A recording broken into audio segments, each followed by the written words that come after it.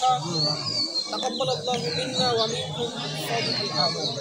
ঈদ মুবারক।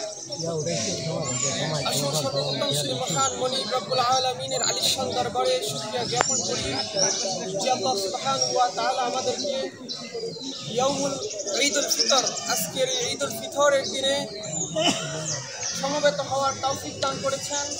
এই জন্য মন প্রাণ উজাড় করে দিয়ে আল্লাহ পাক রব্বুল আলামিনের জবান দিয়ে অন্তরস্থল থেকে হৃদয়ের সবটুকু ভালোবাসা আবেগ প্রেম উজাড় করে দিয়ে বলি আমরা আলহামদুলিল্লাহ। দুরূদ ও সালাম পেশ করছি সর্বকালের সর্বযুগের সর্বশ্রেষ্ঠ মহামানব নবী কুলের সর্দার জনাব হযরত মুহাম্মদ মুস্তাফা, সকলে বলি সাল্লাল্লাহু আলাইহি ওয়াসাল্লাম। সম্মানিত হাজির, সময় যেহেতু স্বল্প, সরাসরি আলোচনার ভিতরে ঢুকে যাই। ঈদ মানে হচ্ছে আনন্দ, খুশি। এই ঈদের দুইটা অর্থ আছে। একটা হচ্ছে ফিরে আসা, বারবার ফিরে আসা। আরেকটা অর্থ হচ্ছে ঈদের আনন্দ, খুশি। এই দুইটার সমন্বয়ে ঈদ হয়। বছরের পর বছরের শেষে ঈদ বারবার ফিরে আসে। আরেকটা হচ্ছে আনন্দ। এই দুইটার সমন্বয়ে ঈদ হয়। সম্মানিত হাজির, রাসূলুল্লাহ সাল্লাল্লাহু আলাইহি ওয়াসাল্লাম হাদিস শরীফের মধ্যে বলেন, ইন্না লিকুল্লি কওমিন ঈদা ওয়া হাযা ঈদুনা। প্রত্যেকটা জাতি, প্রত্যেকটা কওমের, প্রত্যেকটা স্তরের মানুষের ঈদ আছে, আনন্দ আছে, খুশি আছে, উৎসব আছে। ওয়া হাযা ঈদুনা। আর মুসলমানদের ঈদ হচ্ছে ঈদুল ফিতর, ঈদুল আযহা। এই দুইটা হচ্ছে মুসলমানদের আনন্দ উৎসব।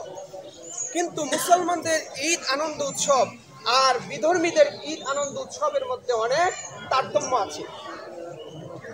বিধর্মীদের ঈদ আনন্দের মধ্যে শিরকের ছড়াছড়ি, আর মুসলমানদের ঈদ আনন্দের মধ্যে হচ্ছে তাওহীদের ছড়াছড়ি।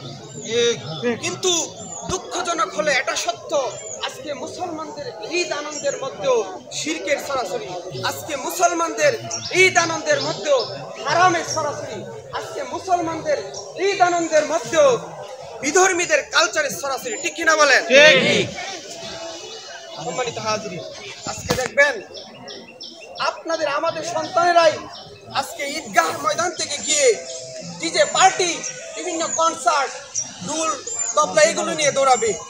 এজন্য সম্মানিত গার্ডিয়ান, আপনাদেরকে বিনীতভাবে আহ্বান করছি, আপনারা আপনাদের সন্তানদেরকে আপনাদের সন্তানদেরকে সতর্ক করবেন যেন যেই সমস্ত কার্যকলাপগুলো ইসলাম সাপোর্ট করে না, ওই সমস্ত কার্যকলাপের মধ্যে যাতে আমাদের সন্তানরা অংশীদার না হয়, সতর্ক থাকবেন। সম্মানিত হাজরিন, আল্লাহ রাসূল সাল্লাল্লাহু আলাইহি সাল্লাম হিজরত করে মদিনায় গেলেন। মদিনায় যখন গেলেন, তো মদিনায় একটা কালচার ছিল। মদিনায় কালচার ছিল তারা এবং অন্যান্য জাতির নেই, মদিনাতে যারা অবস্থান করত, মুসলমান হওয়ার পরেও তারা দুইটা দিন আনন্দ উৎসব করত পূর্ব রীতিনীতি অনুযায়ী। আর তাদের আনন্দ উৎসবের মধ্যে এমন কিছু ছিল যেটা অন্যান্য বিধর্মীদের কালচারের সাথে মিলে যায়, যেটাকে ইসলাম সাপোর্ট করে না। আল্লাহ রাসূল সাল্লাল্লাহু আলাইহি সাল্লাম সেখানে গেলেন, গিয়ে বললেন, মাহাদানাল ইয়াউমা, তোমরা যে দুইটা দিন আনন্দ উৎসব করছো, এই দুইটা দিন কোন দিন? তখন সাহাবায়ে কেরাম বললেন, ক্বালু কুননা নালআবু ফীহিমাল জাহিলিয়া। সাহাবায়ে কেরাম বললেন, আমরা বহু পূর্বের যুগ থেকে, বহু আগের যুগ থেকে, জাহিলিয়াতের যুগ থেকে আমরা দুইটা দিন আনন্দ উৎসব করি। তখন আল্লাহ রাসূল সাল্লাল্লাহু আলাইহি সাল্লাম বললেন, তোমরা যে দুইটা দিন আনন্দ উৎসব করো, এই দিন দুটিকে আল্লাহ রাব্বুল আলামিন পরিবর্তন করে দিয়েছেন। এই দিন দুটি যিনি পরিবর্তন করেছেন তা পূর্বের চেয়ে বহু গুণে উত্তম। বলেন সুবহানাল্লাহ। আর সেই দিন দুটি কি? একটা হচ্ছে ইয়াউমুল ফিতরি ওয়া ইয়াউমুল আযহা। একটা হচ্ছে ঈদুল ফিতর আর একটা হচ্ছে ঈদুল আযহা। এই দুটো দিন সম্মানিত হাজির, আজকের তার মধ্যে আজকের একটা দিন হচ্ছে ঈদুল ফিতর। আজকে হাদিসের ভাষ্য অনুযায়ী আজকের এই দিনটিকে বলা হয় ইয়াউমুল জাযা। কি বলা হয়? ইয়াউমুল জাযা। জাযা মানে হচ্ছে প্রতিদানের দিন, পুরস্কারের দিন। তাহলে আমরা বলতে পারি আজকে এই মজলিসটা হচ্ছে একটা প্রতিদানের মজলিস, পুরস্কার বিতরণী একটা মজলিস। সম্মানিত হাজির, আজকের এই মজলিসটা কি? পুরস্কার বিতরণী মজলিস। এখন আসেন, পুরস্কার কারা পাবে, কেন পাবে, কিভাবে পাবে? পুরস্কার পাওয়ার মাধ্যম হচ্ছে এখানে পুরস্কার পাওয়ার মাধ্যমে আল্লাহ রাব্বুল আলামিন কোরআনুল কারীমের মধ্যে বলেন, ইয়া আইয়ুহাল্লাযিনা আমানু, হে ঈমানদারগণ, কুতিবা আলাইকুমুস সিয়াম, তোমাদের উপর রমাদানের রোজাকে আমি ফরজ করেছি, কামা কুতিবা আলাল্লাযিনা মিন ক্বাবলিকুম, যেমনইভাবে তোমাদের পূর্ববর্তীদের উপর আমি ফরজ করেছিলাম, লাআল্লাকুম তাত্তাকুন, যাতে করে তোমরা মুত্তাকি হতে পারো, আল্লাহভীরু হতে পারো। তাহলে আমরা কি বুঝতে পারলাম? আল্লাহ ঈমানদারদেরকে ডাক দিয়ে বলতেছে, তোমাদের উপর আমি রমাদানের রোজা ফরজ করেছি। যাদের উপর আল্লাহ রমাদানের রোজাকে ফরজ করেছেন, এই রোজাকে যারা পরিপূর্ণভাবে আদায় করেছে, এই রমাদানের পরিপূর্ণ হক যারা আদায় করতে পেরেছে, এবং তারাবির সালাত যারা আদায় করেছে, এবং অন্যান্য নফল ইবাদত যারা করেছে, আল্লাহ রাব্বুল আলামিন তাদেরকে আজকে ইয়াউমুল জাযা, আজকের এই জাযার দিনে আল্লাহ রাব্বুল আলামিন তাদেরকে পুরস্কার দিবেন, প্রতিদান দিবেন। বলেন সুবহানাল্লাহ।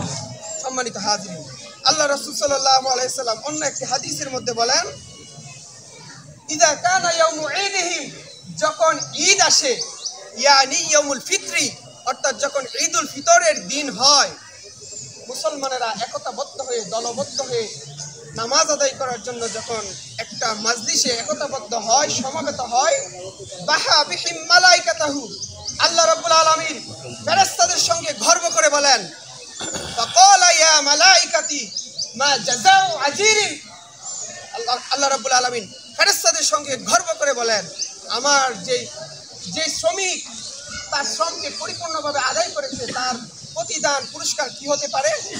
আল্লাহ ফেরেশতাকে বলতেছেন গর্বের সহিত।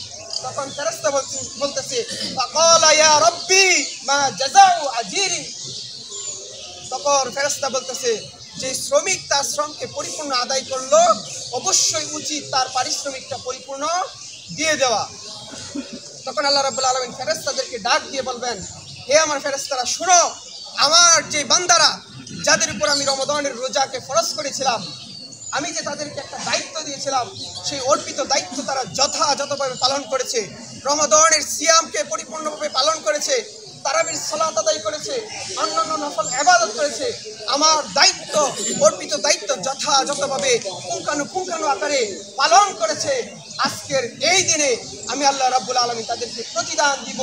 অতঃপর সুম্মা খরাজু ইয়াউদ্দুনা ইলা দুআ, আল্লাহ রাব্বুল আলামিন বললেন, তারপর তারা যখন দোয়া করার জন্য একটা ময়দানে একত্রিত হয়, একটা মাজলিস একত্রিত হয়, ফাকালা ইয়া মালাইকাতি, তারা যখন সবাই সমবেত হয়, একটা ময়দানে মাজলিসে একত্রিত হয়, আল্লাহ রাব্বুল আলামিন তাদের ডাকে সাড়া দেন। বলেন সুবহানাল্লাহ। আল্লাহ রাব্বুল আলামিন কুরআনুল কারীমের অন্য আয়াতের মধ্যে বলেন, ইরজিউ, তোমরা ফিরে যাও, ঈদগাহ ময়দান থেকে ফিরে যাও। কোথায় ফিরে যাও? নামাজ শেষ, ইরজিউ, ফিরে যাও, ঈদগাহ ময়দান থেকে ফিরে যাও। তারপরে আল্লাহ রাব্বুল আলামিন বলেন, কদ গফফারতু লাকুম, এমন অবস্থায় ফিরে যাও যেন আমি আল্লাহ রাব্বুল আলামিন তোমাদের পিছনের সমস্ত জিন্দেগীর গুনাহগুলোকে মাফ করে দিয়েছি। সুবহানাল্লাহ।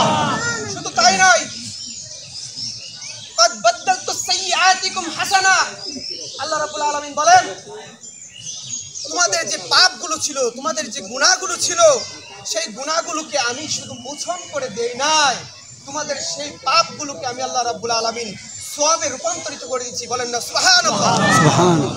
সম্মানিত হাজিরিন, এই জন্য আজকের এই দিনটা হচ্ছে ইয়াউমুল জাযা, প্রতিদানের দিন, পুরস্কার বিতরণের দিন। আজকের এই জাযার দিনে আল্লাহ রাব্বুল আলামিন আপনাদেরকে, আমাদেরকে জাযা দিবেন, প্রতিদান দিবেন, পুরস্কার দিবেন। এখন নিজেকে একটু প্রশ্ন করুন, আমি কি সেই জাযা পাওয়ার উপযুক্ত হয়েছে কিনা? আমি কি সেই পুরস্কার পাওয়ার উপযুক্ত হয়েছে কিনা? আল্লাহ রাব্বুল আলামিন যে আমাকে একটা অর্পিত দায়িত্ব দিয়েছিলেন, গোটা একটা মাস, সেই রমাদানের রোজাকে আমি পরিপূর্ণভাবে আদায় করতে পেরেছি কিনা? রমাদানের পরিপূর্ণ হক আমি আদায় করতে পেরেছি কিনা? আমি কি রমাদানের সেই তারাবির সালাত আদায় করতে পেরেছি কিনা?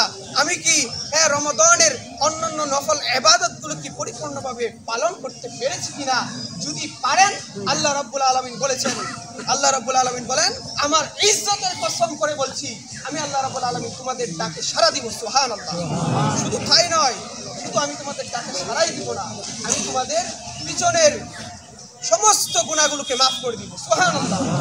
আতবাত্তালতু সাইয়্যাতিকুম হাসানা, শুধু তোমাদের গুনাহগুলো মাফ করেই দিব না, তোমাদের গুনাহগুলোকে আমি আল্লাহ রাব্বুল আলামিন আবার সওয়াবে রূপান্তরিত করে দিব। সুবহানাল্লাহ। এই জন্য যারাই নিজেকে প্রশ্ন করুন, যারাই রমাদানের পরিপূর্ণ হক আদায় করতে পেরেছেন তাদেরকে আল্লাহ রাব্বুল আলামিন এই দিনে জাযা দিবেন। আর যারা রমাদানের রোজাকে পরিপূর্ণভাবে আদায় করতে পারেন নাই, রমাদানের পরিপূর্ণ হক আদায় করতে পারেন নাই, তারাও একটু নিজেকে প্রশ্ন করুন, আপনি কেমন মুসলমান, নিজেকে কেমন মুসলমান দাবি করেন যে আল্লাহ রাব্বুল আলামিন আপনার উপরে রমাদানের রোজাকে ফরজ করেছিলেন, আর সেই ফরজ রোজা আপনি পালন করেন নাই। আপনি একটা রাখেন, 10টা রাখছেন, হ্যাঁ, আর বাকিগুলো রাখেন নাই, 28টা রাখছেন, একটা রাখেন নাই, এরকম কেন করেন? আপনি কেমন মুসলমান? আল্লাহ তো বলেছেন উদখুলু ফিস সিলমি কাফা, তোমরা পরিপূর্ণভাবে ইসলামের মধ্যে প্রবেশ করো। আংশিক প্রবেশ করবা আর আংশিক প্রবেশ করবে না, সেটা হতে পারে না। যা করবা পরিপূর্ণ করতে হবে। আপনি রোজা অর্ধেক রাখবেন না, সেটা হতে পারে না। আপনি কেমন মুসলমান? নিজেকে কামলিওয়ালা মুসলমান দাবি করেন, ওরে বাটপা। সম্মানিত হাজরিন, এই জন্য নিজেকে যদি পরিপূর্ণ মুসলমান দাবি করে থাকেন, তাহলে প্রশ্ন করুন, আমি রমাদানের রোজা পরিপূর্ণভাবে পালন করতে পেরেছি কিনা, আমি কি রমাদানের পরিপূর্ণ হক আদায় করতে পেরেছি কিনা, আমি কি ঠিকমতো তারাবির সালাত আদায় করছি কিনা, আমি কি অন্যান্য নফল যে ইবাদতগুলো ছিল, আল্লাহর পক্ষ থেকে যে অর্পিত দায়িত্ব আমার উপর ছিল, সেই দায়িত্বটুকু আমি যথাযথভাবে পালন করেছি কিনা। আর যদি না করতে পারেন, আল্লাহি আল্লাহর কসম করে বলছি, আসমানের নিচে জমিনের উপরে আপনার যে হতভাগা দ্বিতীয় ব্যক্তি এই জমিনের মধ্যে আরেকটাও হতে পারে না। আপনি সবচাইতে হতভাগা ব্যক্তি, যে এই সুবর্ণ সুযোগ পাওয়ার পরেও আপনি রমাদানের রোজা রাখেন নাই, রমাদানের পরিপূর্ণ হক আদায় করেন নাই। আপনার মতো হতভাগা ব্যক্তি এই আকাশের নিচে জমিনের উপরে আরেকটাও হতে পারে। সম্মানিত হাজরিন, তো